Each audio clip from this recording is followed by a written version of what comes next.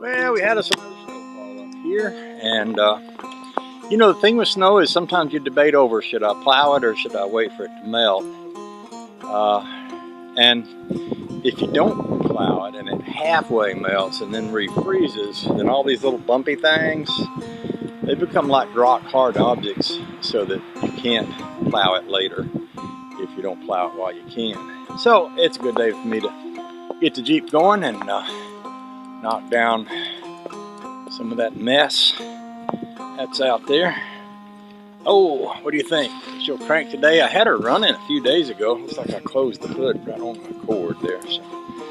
But I'll go ahead and start it, and then I'll fish the cord out if it's gonna start. This is the part where I do the limbo under that wire right there. Somebody said the other day you pumped it too much and you got it flooded. I don't have that. Somebody said you need a choke. It does have a choke. It's a brand new carburetor with an electric choke. There is an issue where that carburetor sits right up against that 6-cylinder motor. Makes it very difficult to get to the little electric choke setter thing on the side of it. Anyway, I did have some luck with cranking this before and not pumping the gas. I might try something like that.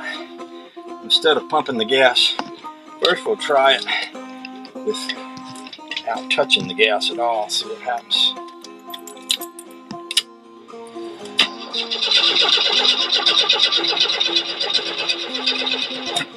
And then we'll pump it. 1, 2, 3. We'll try it.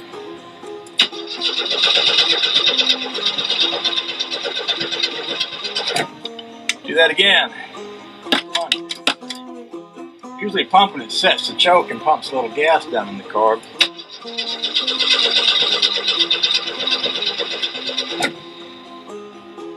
1, 2, 3, 4, 5, 6.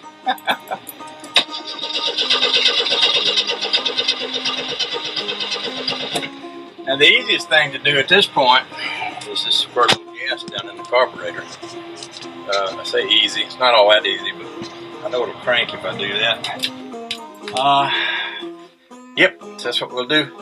Y'all want to come with me? Okay, let's go.